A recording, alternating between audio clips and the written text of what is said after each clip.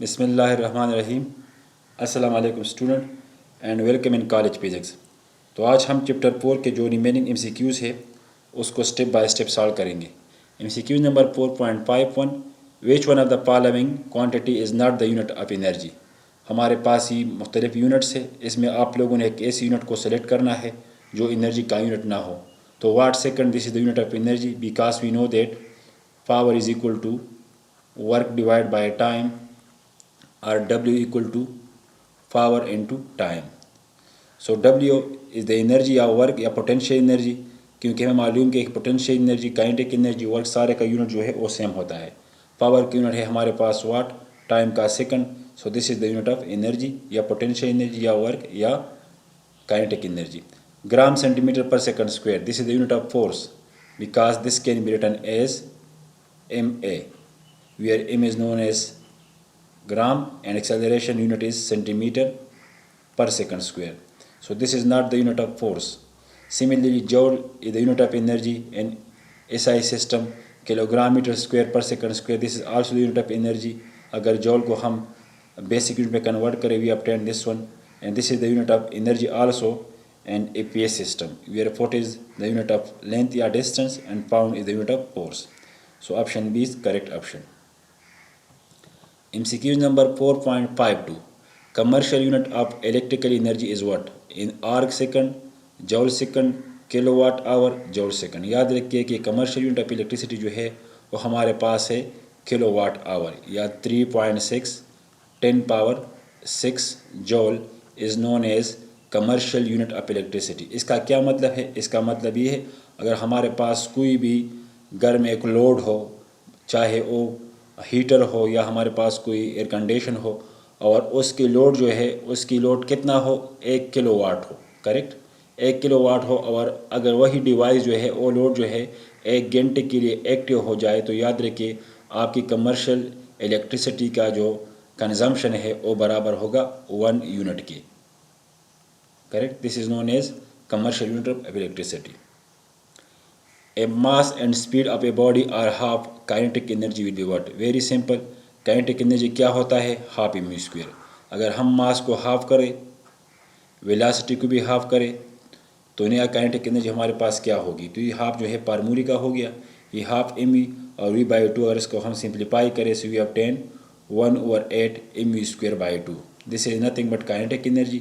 So 1/8 multiplied by kinetic energy means kinetic energy will be reduced 1/8 time if the mass of the body become half and its velocity या speed become half.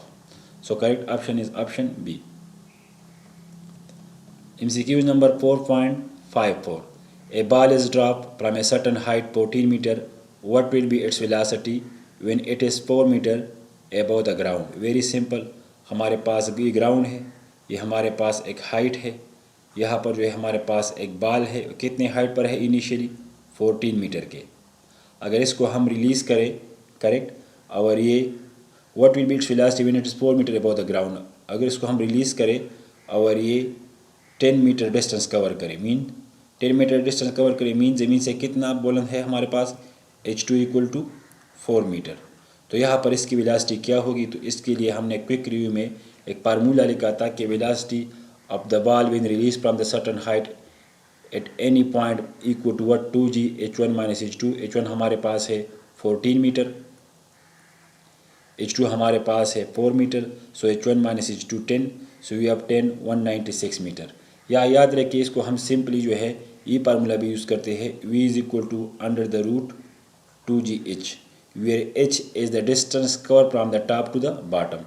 अगर इसको हम देखें तो यहाँ जो है 14 मीटर पर है, अब यहाँ पर ज़मीन से कितना ऊपर है? 4 मीटर, तो ऑटोमेटिकली ये डिस्टेंस हमारे पास कितना हो गया? 10 मीटर। तो अगर इस इक्वेशन को भी हम यूज़ करें तो we can easily calculate the velocity of a ball when release from the certain height. ये फार्मूला हमें क्या शो करता है? Velocity of the ball when release from certain height, और एच क्या है? H is the distance cover by the body from top to the bottom. अगर इस इक्वेशन को यूज़ करें या इसको यूज़ करें we get the same result. MCQ number 4.55. What will be the velocity of object when dropped from 20 meter height having mass 2 kg and drag force or frictional force between ball and air is 5 Newton? तो याद रखिए इसके हमने quick review में ही formula पढ़ा था। अगर हमारे पास कोई भी एक बॉल हो, वो ऊपर से नीचे की तरफ आ रहा हो और एयर प्रेशर एग्जिस्ट हो, तो velocity of the ball at any point must be equal to what, v equal to 2h mg minus fractional force divide by m power 1/2।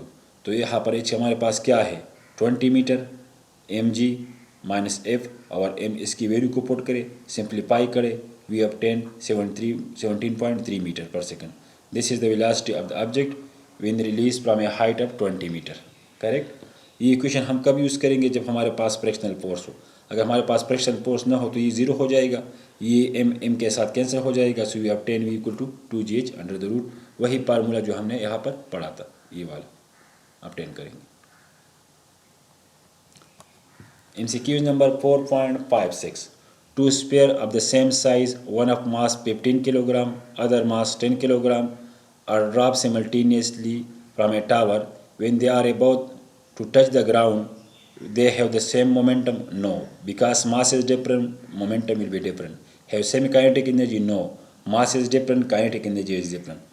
Same potential energy? No, mass is different, potential energy is different. But acceleration is independent of mass. So याद रखिए हमारे पास कोई भी दो body हो, उसके मास different हो और उसको हम किसी हाइट से रिलीज़ करें तो उसकी जो एक्सेलरेशन है वो क्या होगी, हमारे पास कांस्टेंट होगी। Acceleration is independent mass. Similarly इसकी जो वेलोसिटी है वो भी इंडिपेंडेंट मास है, दोनों की वेलोसिटी क्या होगी, just above the ground same होगी। So the correct option is option D. MCQ number 4.57, if a bomb drop from aeroplane explode in mid air, its kinetic energy increase, is total energy increase, is total energy decrease, total momentum decrease. याद रखें हमारे पास कोई भी मिसाल के तौर पर एक बम हो और ये एक्सप्लोड हो जाए दो या दो से ज़्यादा पीसीज में, तो क्या हुआ, इसकी जो केमिकल एनर्जी है, ये बम तो किसी चीज़ से बना होगा ना, किसी केमिकल से बना होगा, तो केमिकल एनर्जी जो है वो कन्वर्ट हो जाती है काइनेटिक एनर्जी में। सो याद रखिए अगर हमारे पास कोई भी एक बम हो और वो जो है मुख्तलिफ टुकड़ों में जो है स्प्लिट हो जाए, तो इसकी जो काइनेटिक एनर्जी है उसके पार्ट्स की वो हमारे पास क्या होगी, इंक्रीज होगी। So the correct option is option A.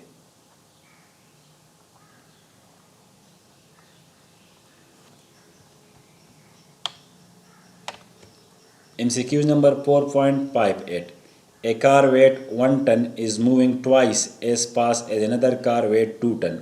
The kinetic energy of 1 ton car is what? Less than that of the 2 ton car, same as that of the 2 ton car, more than that of the 2 ton car. तो याद रखिए kinetic energy क्या होता है, half M square. ये हमारे पास kinetic energy का फार्मूला है। अगर हम यहाँ पर m1 की जगह 1 टन को पुट करें, सो वी हैव 10, और 1 टन की जो हमारे पास है वो वेलोसिटी क्या है, car 1 ton is moving twice, 1 ton की जो हमारे पास मास है, मास इक्वल टू 1 टन, इसकी वेलोसिटी क्या है, वो ट्वाइस है, कौन से मास से, 2 टन मास के।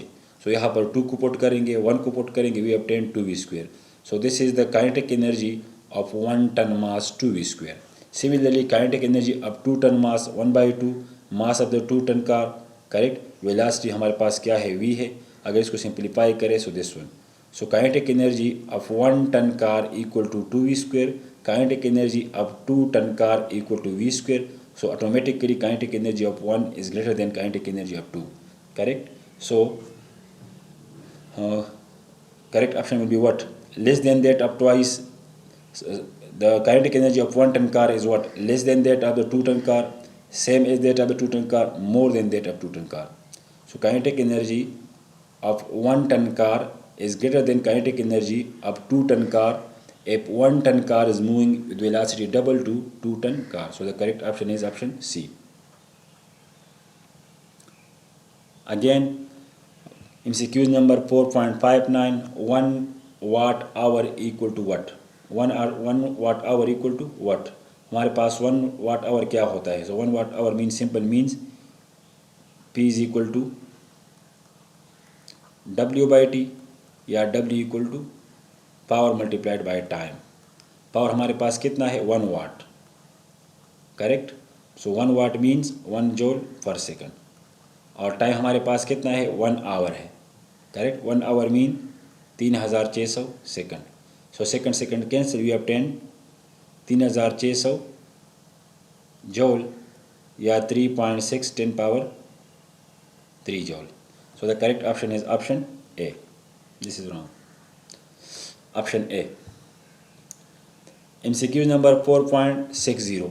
A light body A and a heavy body B have equal kinetic energy of translation. A has large momentum than B, B has large momentum than A and B have same momentum. तो याद रखिए momentum क्या होता है, momentum is equal to 2m kinetic energy square root. अगर हमारे पास kinetic energy small हो तो it means momentum is directly proportional to square root of the mass. अगर हमारे पास कोई भी एक बॉडी है उसका मास ज़्यादा है तो उसका मोमेंटम भी ज़्यादा होगा, मास कम है तो मोमेंटम भी कम होगा. अब क्वेश्चन में क्या कहता है, a light body A and a heavy body B have equal kinetic energy. तो ऑटोमेटिकली हेवी बॉडी जो है उसकी मोमेंटम ज़्यादा होगी क्योंकि उसका मास ज़्यादा है. सो m1 greater than m2, p1 greater than m2, that is the heavier body has large momentum because this relation shows momentum is directly proportional to square root of the mass if kinetic energy is large. If mass is small, momentum is small. If mass is large, momentum will be large. So the body B have large momentum, so body B have large mass, so it means it have large momentum than body A. So correct option is option B. B has large momentum than A because B has large mass. MCQ number 4.61. Two masses of 1 gram and 4 gram are moving with equal kinetic energy. The ratio of magnitude of their linear momenta will be what? हमारे पास दो body है, एक का मास है 1 ग्राम, एक का मास है 4 ग्राम. Correct. दोनों की काइनेटिक एनर्जी सेम है. हमने मालूम करना है कि अगर इसकी मोमेंटम को हम इससे डिवाइड करें what will be obtain. So momentum क्या होता है, equal to 2m kinetic energy square root. As 2 is constant, E is constant, so these 2E constant will be replaced by constant. So P1 equal to what? Constant m1 under the root. P2 equal to constant m2 1 by under the root. अगर 1 को हम 2 से divide करें so P1 by P2 equal to m1 by m2. m1 हमारे पास 1 ग्राम है, m2 हमारे पास 4 ग्राम है. अगर इसकी हम वैल्यू को पुट करें, सिंप्लीफाई करें, so we obtain 1:2. So the correct option is option B. It means if we have two bodies, one mass 1 gram, other mass 4 gram, both have same kinetic energy, then the ratio of the linear momenta will be 1:2. Correct option is B. MCQ number 4.62. If the kinetic energy of a body is increased by 300%, its momentum will be increased what? So let momentum and kinetic energy relation is this one, P equal to 2m E under the root. As m is constant, 2 is constant, so it means P1 equal to E1 under the root. Correct. अब याद रखिए इस तरह के question में हमारे पास percentage increase decrease आ जाए तो हम इनिशियली मोमेंटम को या हम 100% पुट करेंगे. So P1 equal to E1 under the root या E1 इक्वल टू 100% या इक्वल टू 1. P2 हमारे पास क्या होगा, मोमेंटम इनिशियली हमारे पास क्या है 1 है. अगर 300% इंक्रीज हुआ, 300% means 3, so 1 + 3 equal to 4 under the root, this is 2. So percentage increase in momentum will be what, percentage increase in momentum will be what. अगर काइनेटिक एनर्जी को हम इस तरह इंक्रीज करें, so this is P2 minus P1 divide by P1 multiplied by 100%. So we obtain P2 की जगह हम 2 को पुट करेंगे. करेक्ट. तो यहाँ पर हमारे पास 2 हो जाएगा -1 and this become 100%. So it means if kinetic energy increase 300%, then momentum will be increase 100%. इसको अगर हम इस तरह भी लिख सकते हैं, percentage increase in momentum equal to what, kinetic energy final under the root minus kinetic energy initial under the root divide by kinetic energy initial under the root multiplied by 100%. So kinetic energy final क्या है, 100% initial है, 300% को add करेंगे 400% mean 4. सो 4 का square root लेंगे 2 -1 by 1 multiplied by 100%. So we obtain 100%. Correct. So if kinetic energy the body increase 300%, momentum will be increase 100%. MCQ number 4.63. Two bodies of masses m and 4m are dropped from the top of a tower. When they reach the ground, their kinetic energy will be in the ratio of what? So याद रखिए हमारे पास ये एक ball है, इसको हमने release किया, इस पॉइंट तक आ गया जस्ट अबव द ग्राउंड। यहाँ पर इसकी काइनेटिक एनर्जी को मालूम करेंगे। एम बॉडी की एम जो इसका जिसका मास एम है उसकी काइनेटिक एनर्जी मालूम करेंगे, और जिसका मास हमारे पास 4m है उसका काइनेटिक एनर्जी मालूम करेंगे, उसका फिर रेशो लेंगे। सो v1 velocity of the ball just above the ground क्या होता है 2gh1। Similarly velocity of the ball of 4m will be what? V2 equal to 2gh1 under the root, means velocity above the ground is independent mass of the object. So kinetic energy of mass m equal to what? Half mv square.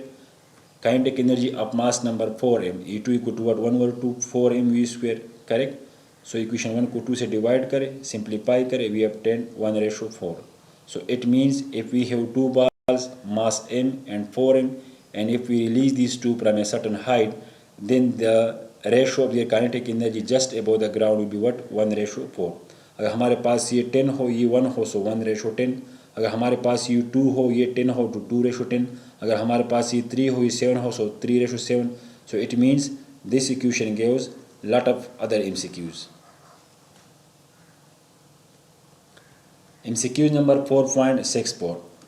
The time taken by an engine of power 10 kilowatt to lift a mass of 200 kilogram to a height of 40 meter will be what? Question में कहते हैं हमारे पास एक machine है जिसका power कितना है 10 kilowatt है। हमने इससे एक मास को ऊपर उठाना है, इसका मास कितना है 200 किलोग्राम। कितना ऊपर उठाना है 40 मीटर। सो ये जो है कितना टाइम है इसको ऊपर उठाएगा। So P equal to what? W by time. Here the work done must be stored in the body in form of potential energy mgh by time. By cross multiplication, time equal to mgh by P. Putting the values we obtain 2 seconds. So the correct option is option A.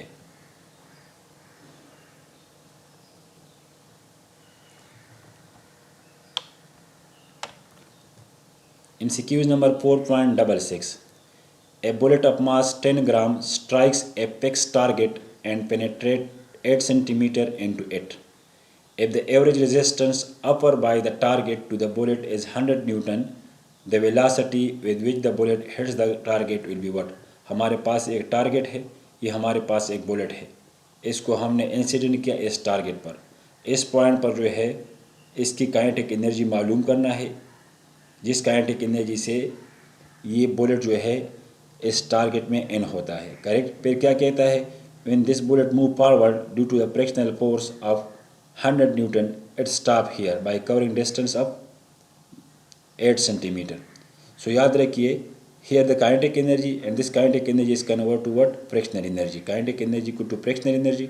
Kinetic energy equal to half mv square. Frictional energy equal to force multiplied by distance.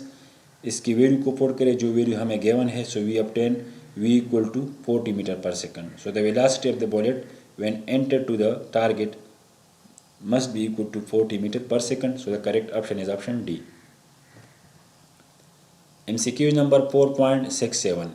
A body of mass m is moved from rest along a straight line by an engine delivering constant power P. The velocity of the body after time t will be what? Very simple question है। हमें कहता है कि हमारे पास एक body है, let's suppose हमारे पास ये एक कार है मिसाल के तौर पर, इसका मास हमारे पास क्या है m है, इनिशियली रेस्ट में है। अगर इसका इंजन जो है इस पर वर्क करे और इसको मोशन में लाए तो आफ्टर टाइम t जो है इसकी वेलोसिटी हमारे पास क्या होगी? तो याद रखिए पावर क्या होता है? Work divide by time. Here the work done by the machine will be converted to kinetic energy. So power equal to kinetic energy divided by time, or by cross multiplication 2 pt divided by m equal to velocity square. By taking square root we obtain this one. So this will be the velocity of the car when start initially from rest by delivering a power of machine is p, correct, after time t. So the correct option is option D. MCQ number 4.68. A 500 gram body has a velocity this one. At a certain instant kinetic energy will be what? हमें velocity दिया गया है लेकिन vector form में, हमने मालूम करना है काइनेटिक एनर्जी को। काइनेटिक एनर्जी क्या होता है, हाफ एम स्क्वायर या half the dot product of two velocity. So half को हाफ ही रहने देंगे, मास की जगह 0.5 को पुट करेंगे, वेलोसिटी हमारे पास ये है, डॉट प्रोडक्ट v, क्योंकि हमारे पास v स्क्वायर है और हमें वेक्टर अलजबरा से मालूम है कि v स्क्वायर को हम v डॉट v भी लिख सकते हैं। सो इसका डॉट प्रोडक्ट ले लें। सो 3i into 3i 9, 3i dot 4j 0, 4j dot 3i 0, 4j dot 4j 16. So we obtain 6.25 joule. So this will be the kinetic energy of the object if its position velocity equal to this one. So correct option is option B. MCQ number 4.69. The decrease in potential energy of a ball of mass 20 kilogram while fall from a height of 50 centimetre भी what. Very simple, हमारे पास ये एक certain height है, इस height जो है हमारे पास कितना है हमारे पास इच इक्वल टू 50 सेंटीमीटर। यहाँ पर एक मास पड़ा है कितना 20 किलोग्राम। करेक्ट। क्वेश्चन में कहता है अगर इसको हम रिलीज़ करें तो जब ये ज़मीन के साथ टच हो जाएगा तो अपना कितना पोटेंशियल एनर्जी इसको अर्थ को ट्रांसफ़र करेगा। तो वेरी सिंपल, इस पॉइंट पर हम इसकी पोटेंशियल एनर्जी मालूम करेंगे और हमें मालूम है energy not created not destroyed. If we release this body then this body will be lost its potential energy to the ground. So इस पॉइंट पर इसकी पोटेंशियल एनर्जी मालूम करें तो आपका आंसर खुद ब खुद आ जाएगा। Potential energy equal to mgh, सारी की वैल्यू पुट करें, we obtain option B. Correct. Option B equal to what 98 joule. So it means if we have a ball of mass 20 kilogram and this ball at height of 50 centimeter, this will have a potential energy 98 joule. If we release the ball, its potential energy will be converted to kinetic energy, and just above the ground total energy will be kinetic, which is equal to 98 joule. But after collision to the ground, its kinetic energy will be converted to deformation energy, sound energy, heat energy, and so on. So the correct option is option B. MCQ number 4.70. The kinetic energy of a body of mass 2 kilogram and momentum 2 Newton second will be what? So हमें मास भी given है, momentum भी given है, इसको सिर्फ put कर we obtain 1 जॉल।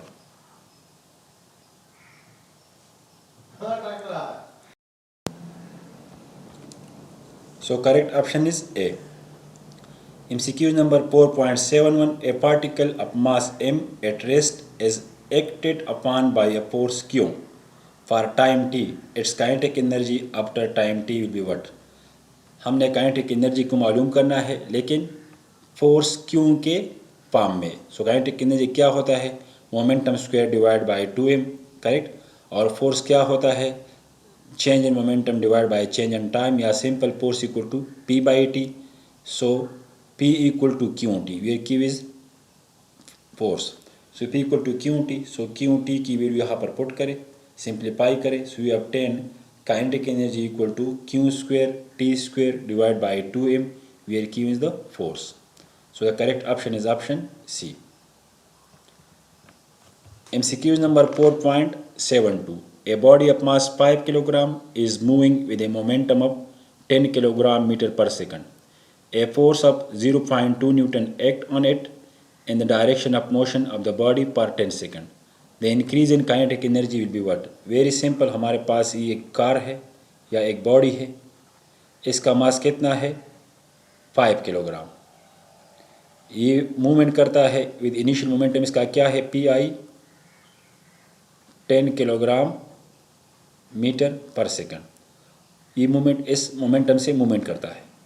इस पर हमने एक फोर्स लगाया, कितना फोर्स 0.2 न्यूटन, कितने टाइम के लिए 10 सेकंड के लिए। तो जाहिर बात है इसकी मोमेंटम इंक्रीज होगी। मोमेंटम इंक्रीज होगी मीन काइनेटिक एनर्जी में चेंज अकर होगी, तो वो चेंज को हमने मालूम करना है। So change in kinetic energy equal final kinetic energy minus initial kinetic energy final, P final square by 2m minus P initial square by 2m।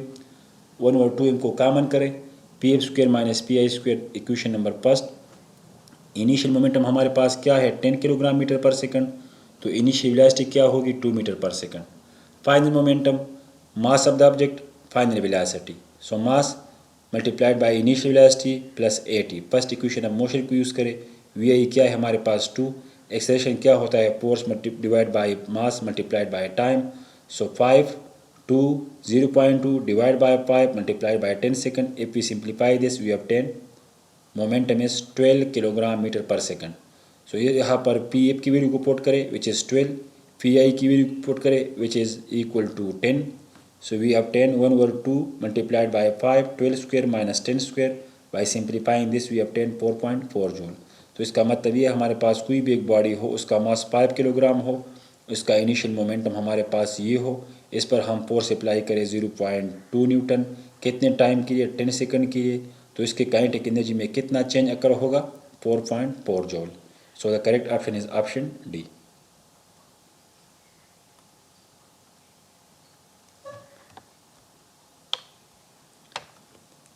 MCQ number 4.73.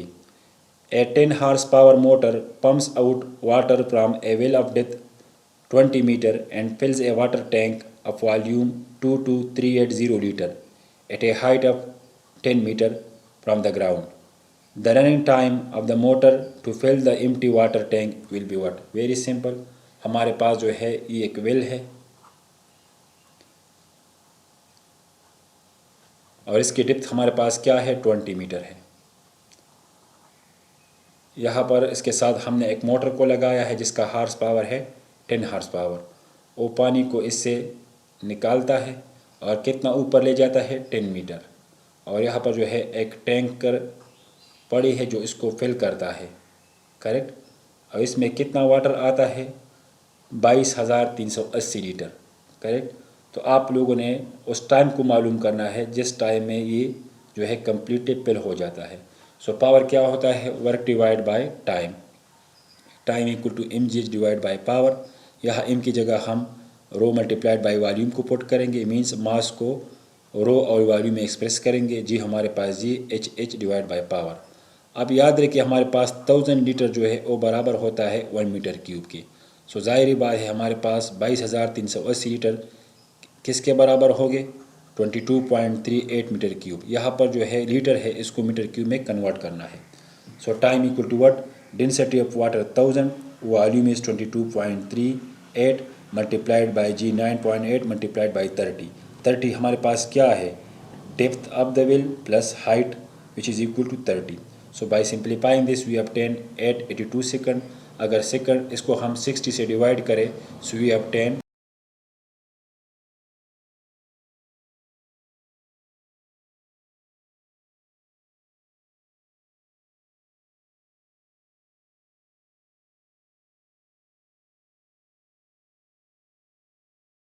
with a velocity this one under the influence of force this one. The instantaneous power will be what? Very simple. Power क्या होता है, the dot product of force and velocity. Force की value को put करें, velocity की value put करें, dot product करें, we obtain 20 joule per second.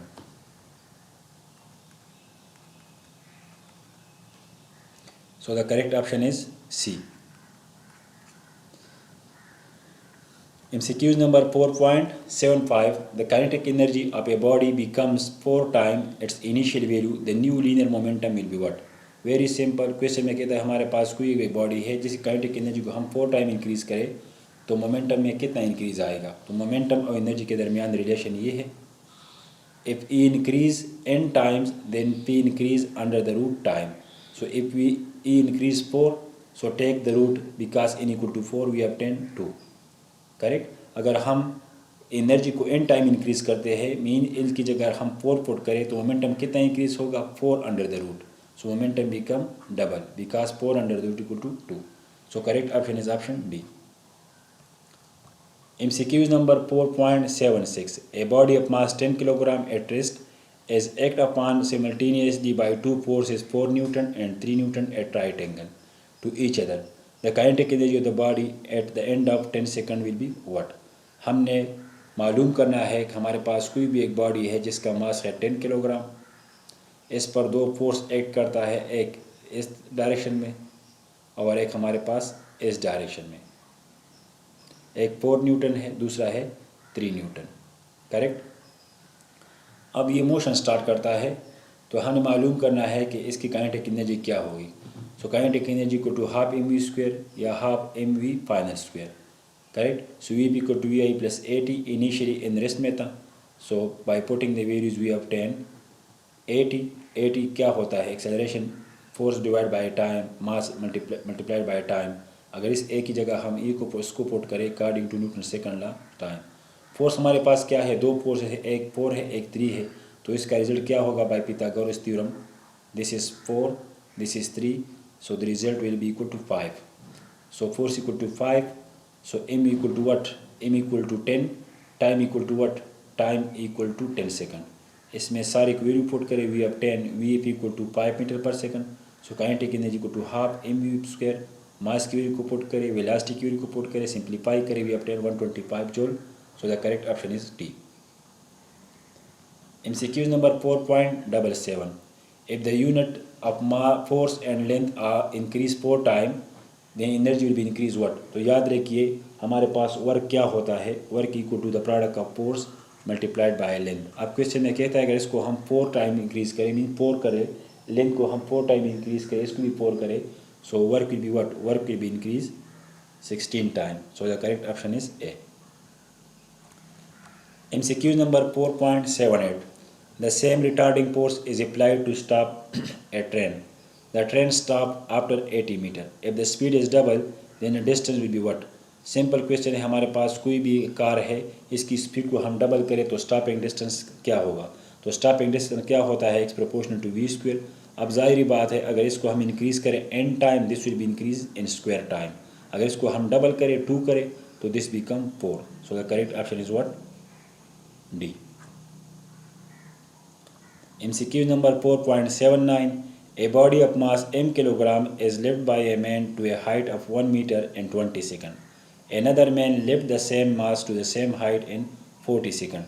The work done by them will be what। तो याद रखिए वर्क हमारे पास क्या होता है, the product of force and time which is independent of time, correct. तो याद रखिए हमारे पास दो पर्सन है, एक 20 सेकंड में वर्क करवाता है और एक बंदा है वो वही काम जो है 40 सेकंड में करवाता है। तो याद है कि दोनों के पावर सेम होगा क्योंकि दोनों की जो है वर्क जो है इंडिपेंडेंट ऑफ टाइम होता है, लेकिन दोनों के जो पावर है वो डिफरेंट होते हैं क्योंकि power inversely proportional to time.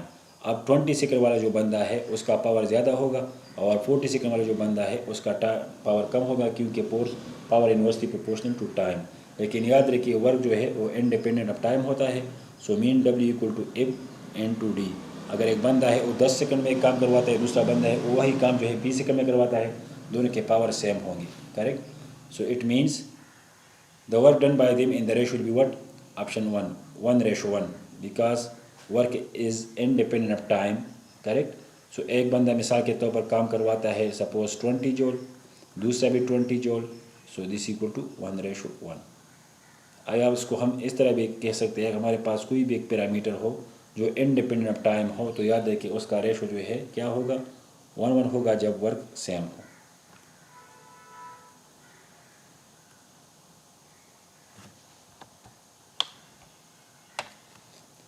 MCQ number 4.80, if the momentum of a body increase 30%, its kinetic energy increase how much। Very simple, kinetic energy proportional to momentum square, correct.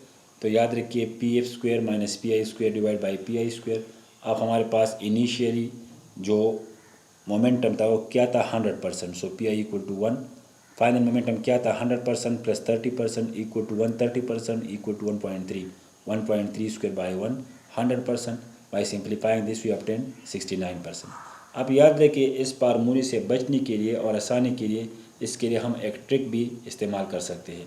Simple ये है, हमारे पास कोई कहे कि momentum increase 30%, सो 30% means 0.3, सो 1 plus 0.3 दोनों को add करें, इसके साथ 1 ऐड करें, वी ऑब्टेन 1.3, इसका फिर स्क्वायर ले लें, वी ऑब्टेन 1.69, इससे 1 को सब्ट्रैक्ट करें, वी ऑब्टेन 0.69, फिर इसको 100 से मल्टीप्लाइड करें, सिंपल 69%। इस तरह इसको देके कोई कहे कि हमारे पास किसी भी एक बॉडी है उसकी मोमेंटम 40% इंक्रीज हो गई, तो 40% मीन्स 0.4, उसके साथ 1 को ऐड करेंगे 1.4, उसका स्क्वायर ले लेंगे 1.96, फिर उससे 1 को सब्ट्रैक्ट करेंगे 0.96, उसको 100 से मल्टीप्लाइड करेंगे 96%।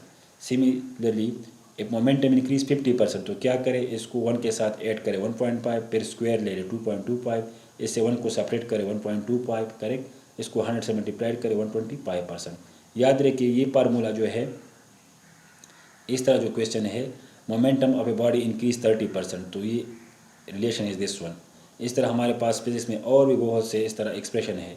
अगर कोई कहे कि velocity increase 30%, kinetic energy increase how much, correct. When velocity increase 30%, kinetic energy increase how much, 69%। This become 69%। इसको देखिए, if velocity increase 40%, centripetal force increase how much, तो 40 के लिए क्या है, 96%। इसको देखिए, power equal to current square multiplied by are.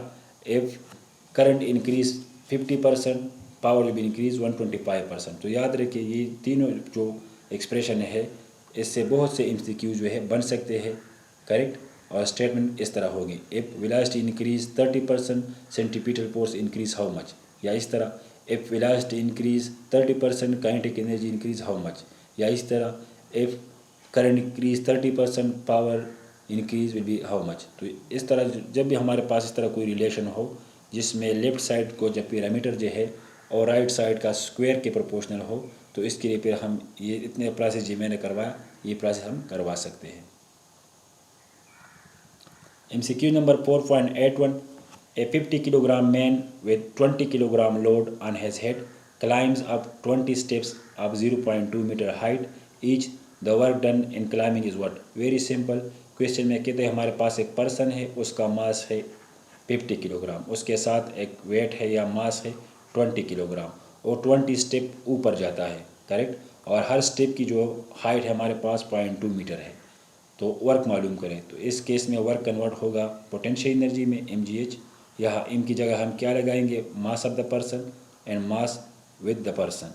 सो 50 + 20 9.8, हमारे पास h क्या है, 20 स्टेप मल्टीप्लाइड बाय 0.25, क्योंकि हमें मालूम है हाइट मालूम है।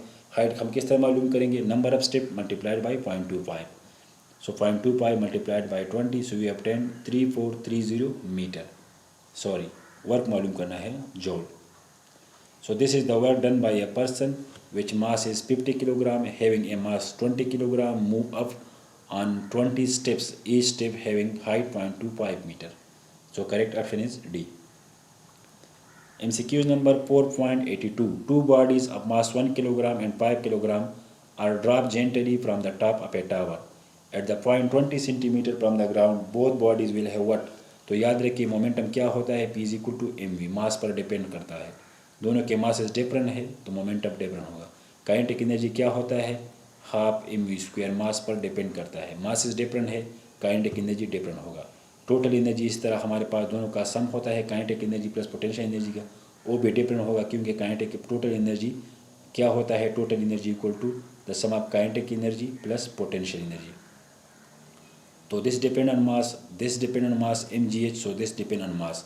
लेकिन वेलोसिटी और एक्सेलरेशन दो ऐसी पैरामीटर है जो मास पर डिपेंड नहीं करती। इसका क्या मतलब है, हमारे पास 1 किलोग्राम बॉडी है और 5 किलोग्राम बॉडी है, उसको हम सेम हाइट से रिलीज़ करें, correct. So after certain time at a certain point both have same velocity.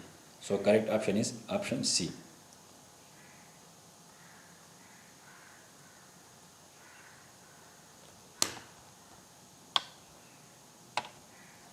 Thank you for today.